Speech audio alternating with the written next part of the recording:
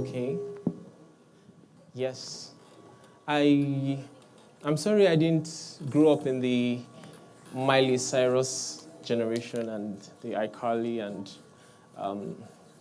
but I still have I had an interesting childhood.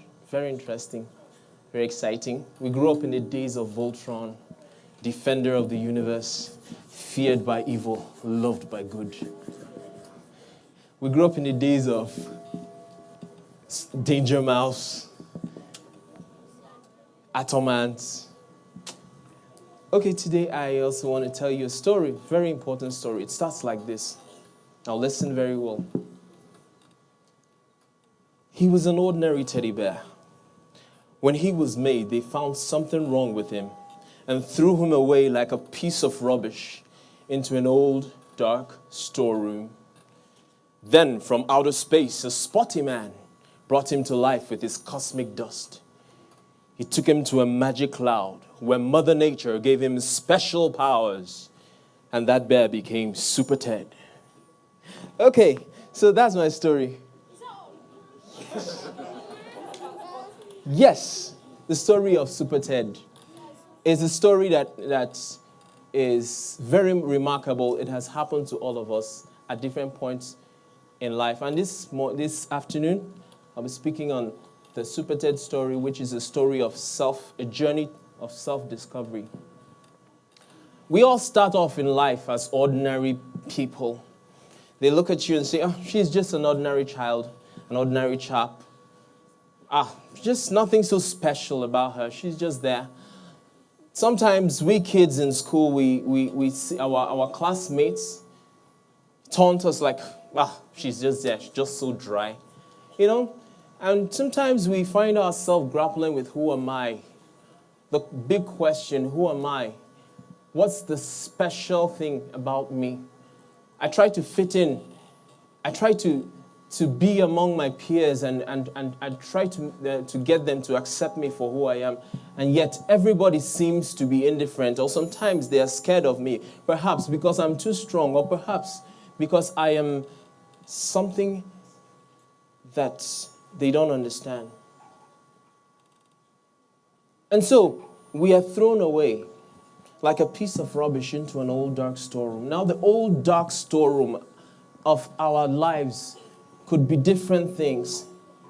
Sometimes it could be abuse. Sometimes it could be bullying. Yeah, they taunt you, you're not pretty enough, you're too fat, or you're too slim, or you're ugly, or you're too dumb. Children, I hope we can relate to that. And this goes on even up to adult stages of our lives where we feel we're not really adequate. So we recoil back into an old, dark storeroom where we feel like perhaps I should not dream, perhaps I should not think too highly of myself. Yeah, sometimes our parents tell us, don't expect too much because that means you're greedy.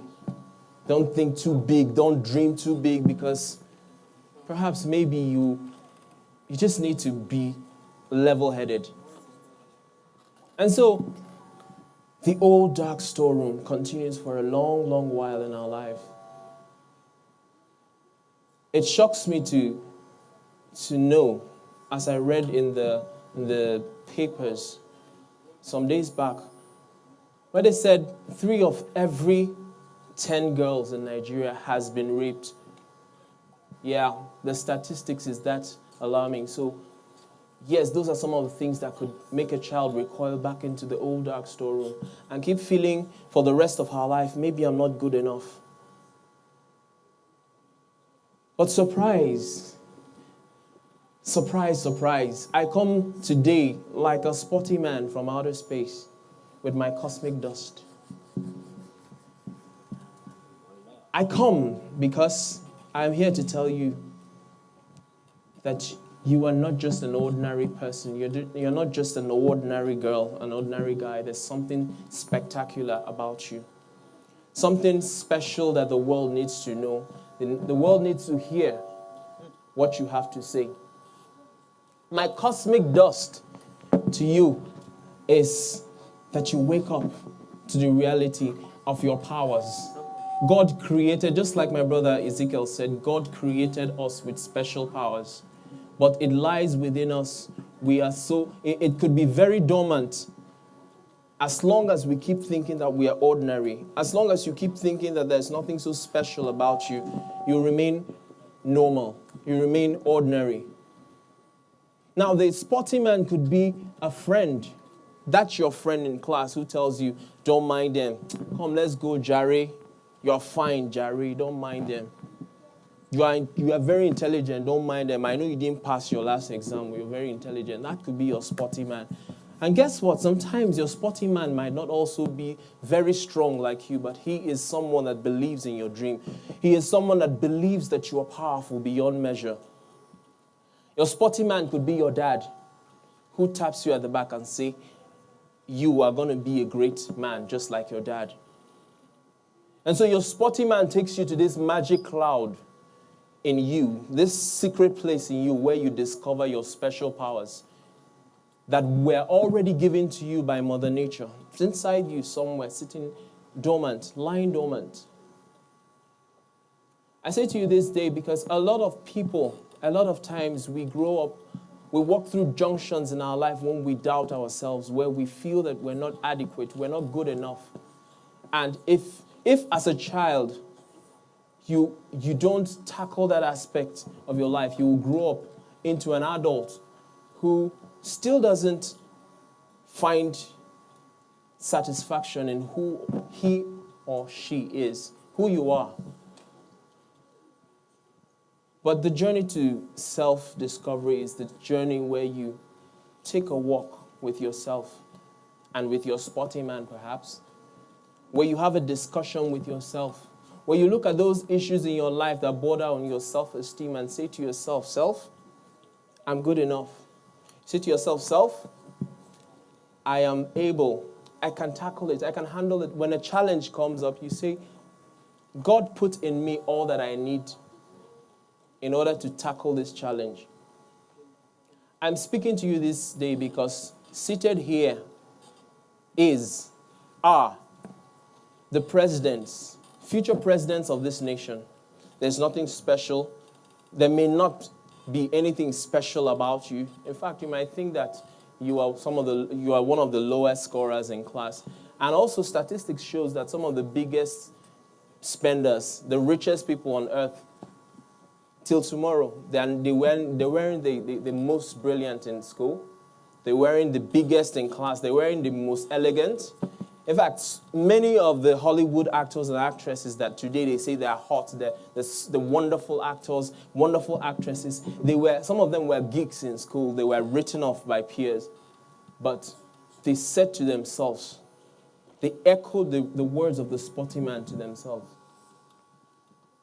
I want us to look at this scenario. If we can cast our mind back to that SuperTED story, there was a point in the story where Mother Nature whispered something to Superman and to Teddy Bear. Then he was still an ordinary teddy bear. She whispered something, and then all of a sudden his eyes brightened up, and the voiceover then said, "That bear became SuperTED." He became SuperTED the moment he woke up. And you know what?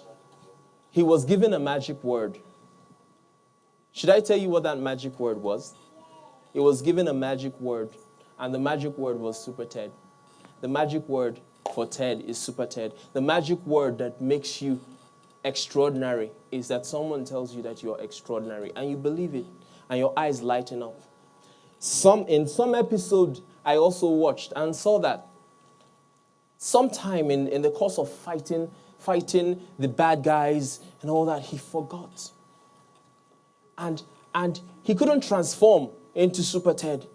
And they tried, they said, think, just try and think, try and remember.